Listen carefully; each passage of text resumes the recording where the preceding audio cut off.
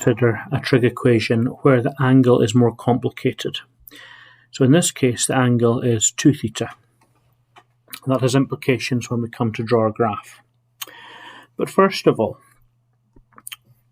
you should understand already, I think, how to proceed with this. We're going to use an identity in order to simplify this a little. Divide through by cos 2 theta, because we know that sine over cos is tan. So we have tan of 2 theta equals root 3. So 2 theta equals inverse tan of root 3, and 2 theta therefore equals 60 degrees. Divide through by 2 and discover that theta is 30 degrees. So far so good. I should have put some limits on this. Let's solve this between 0 and 360 degrees.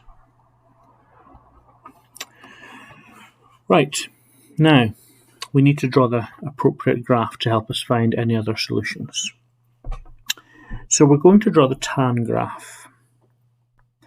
Now the tan graph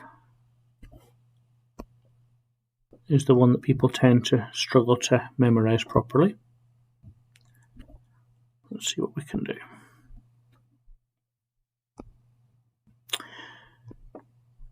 Tan of 2 theta. What does this 2 indicate?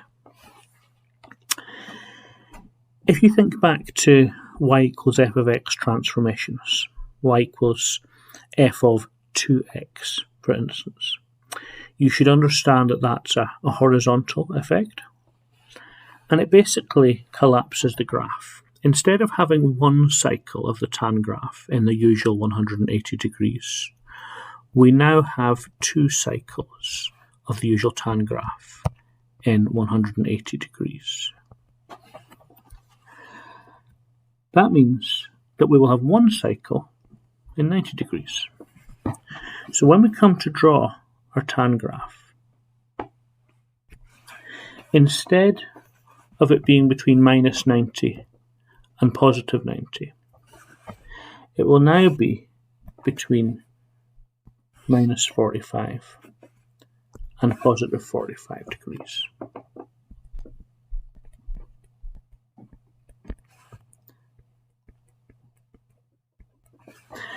And every other cycle will also take 90 degrees.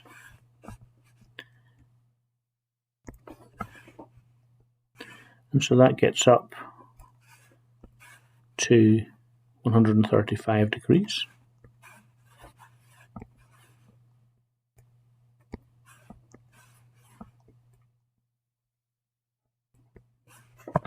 And the next one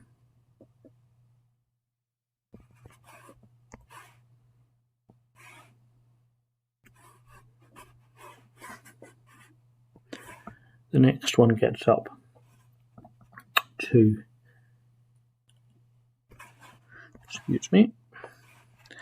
the next one gets up to 225 degrees, and so on. Now, we know that tan of 2 theta equals root 3. Root 3 is obviously a positive number. It's somewhere up here. And so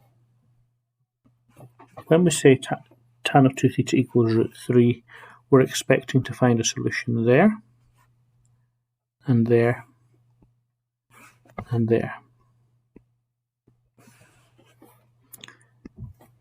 Now, theta equals 30 degrees. There is the 30 degrees which the calculator found for us. There will be another solution there, another solution there, and infinitely many as you go left and right. But this is actually quite easy, because all we have to do is understand that every time we move from one solution to the next, we're just adding on one cycle's worth of the tan curve. So we have theta equals 30 degrees, and another 90 puts us up to 120 degrees, and another 90 puts us up to 210 degrees, and another 90, 300 degrees, and another 90 would put us up to 390 degrees, which is outside the limit that the question stated. Of those four answers, the 300 is the most likely to be wrong. It's had the most work go into it.